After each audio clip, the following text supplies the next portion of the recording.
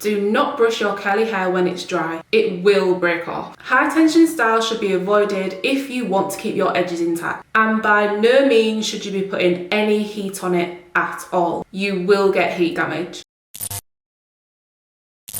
What's up curlies, it's your girl Kiki, welcome back to my channel, and if you are new here, I do all things curly hair tips, product reviews and styling.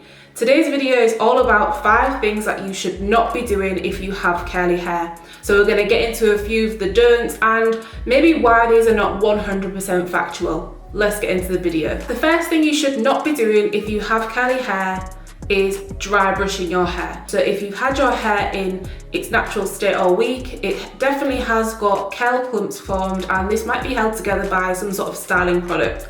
And if you were to go and brush through that straight away before your wash day to detangle your hair, you only know that it may cause some sort of breakage or tangles or extra shedding then you may not necessarily like. So it is always advised to wet your hair before you detangle it and apply some sort of lubricant, for example a pre-poo or some sort of oil product that will make the detangling process a little bit easier. However, this is not true in all cases. For example, if you've maybe worn a protective style and your hair has already been stretched out using some sort of maybe heat or a method that maybe stretches the hair out of its natural curl pattern, which means it's not clumped together, then you will most likely be absolutely fine if you go and detangle your hair in its dry state. I know if I'm taking my braids down and I've worn braids for a couple of weeks, I always detangle prior to getting in the shower, and I just find that it is much easier to get rid of all of the shed hair in its dry state than it is to hop in the shower and have all of that shed hair be matted and tangled up when your hair shrinks up when it gets wet. So in some cases, dry detangling is an absolute must, but in other cases where your hair is in its natural state, yes, dry detangling is probably not the best option to choose. Moving on to number 2, dyeing your hair. Dyeing your hair usually falls under 2 categories. It's either making your hair lighter, i.e. lifting, or making your hair darker. In the case where you are lifting the colour out of the hair or going lighter, this is where we can see some damage occur, and this is maybe why it has been recommended against going lighter if you have particularly really dark hair like I do, from going like a really dark brown to a blonde and then lifting it to that colour. You may see some damage depending on the maintenance of your hair and how you take care of it. Not in all cases do we see damage, but it definitely is more common for curlies that have tighter hair curl patterns and darker hair curl patterns to see more damage from dyeing. So a lot of factors come into play when we come to the topic of dyeing. However, if you are going darker and you're adding colour to your hair, this is not necessarily going to impact the integrity of your hair. Sometimes it can actually add a little bit to it as opposed to take it away. So if you are thinking about dyeing your hair, do not be put off, but know that it does take a little bit more maintenance if you were to go lighter. The third thing that is advised not to do if you have curly hair is straightening your hair or putting heat on it. We're going to combine that one into one category.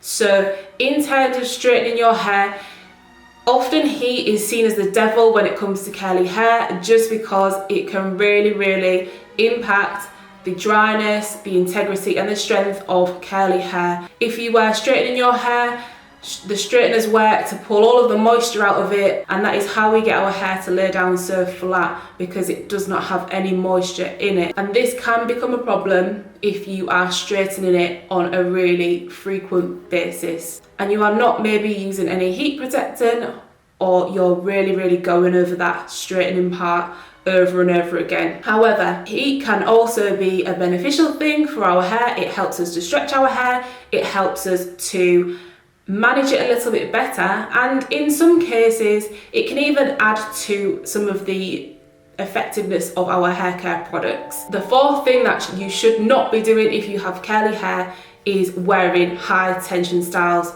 So let's talk about it.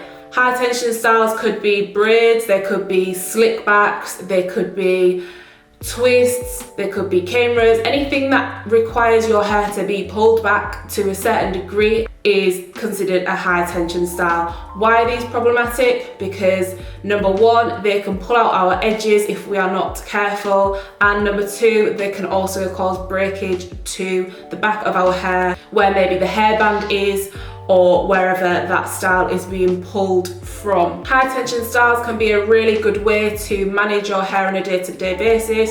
They can save us a lot of time in the long run, especially if we're wearing braids for a number of weeks, and it can give us a little break from styling our hair and even putting too much manipulation on it on a day-to-day basis. However, if you are doing those styles way too tight, you should be careful of your edges because they can pull them out. However, you shouldn't be put off by doing these, because if you're someone who, for example, wears buns every single day and you have not seen any damage or any negative effects of wearing buns on your edges, why should you stop wearing buns on your edges? The fifth thing you should not be doing if you have curly hair is shampooing. Shampoo is I don't want to say massive thing, but we have heard people in the past say our hair grows better when it's dirty.